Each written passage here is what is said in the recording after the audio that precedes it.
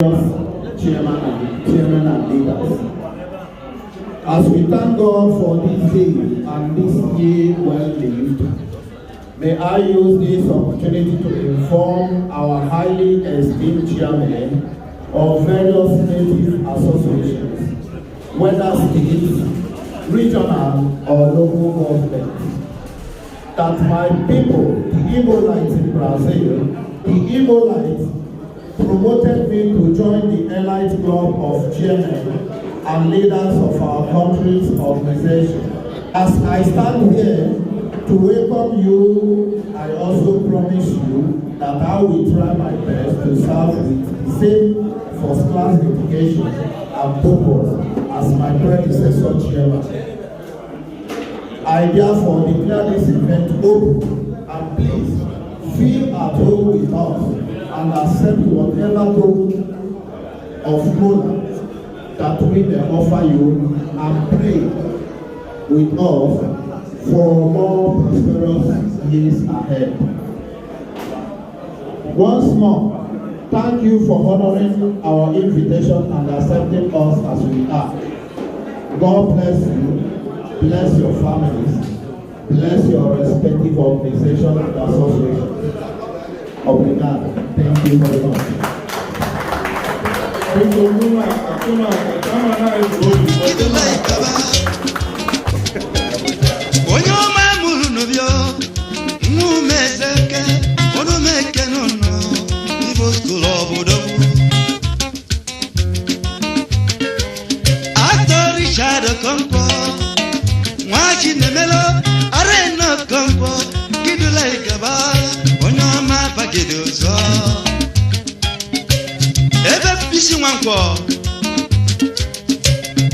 African College man of Yapumaniano. Also, the one of Nofia. You get Jamaica before Megale Manepun and Kete. Oyane Kumolivon in Meo. Ever busy one for Oyamani Sobele. G. Kalobao, Agaja Kubiao.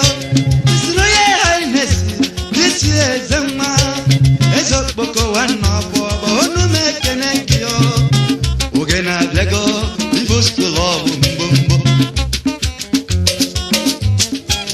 National Legla Divasa, measure one of Ojoto, he and Nakozo, Nisomile, Chibuji Echikelo, Zaburupe, Unyoma Bagidiso.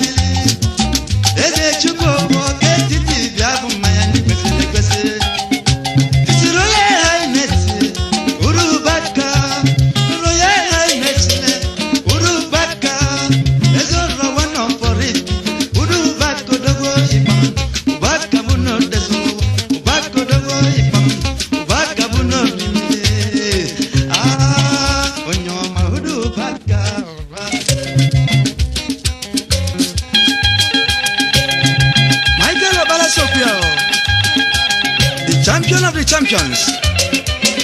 Oh, Michael Dogu.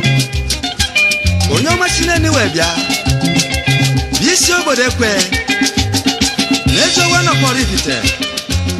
Malam inwabiu. Sunanke dadali. Abagidu so. Jebolingo. Onyoma newe wina wanine.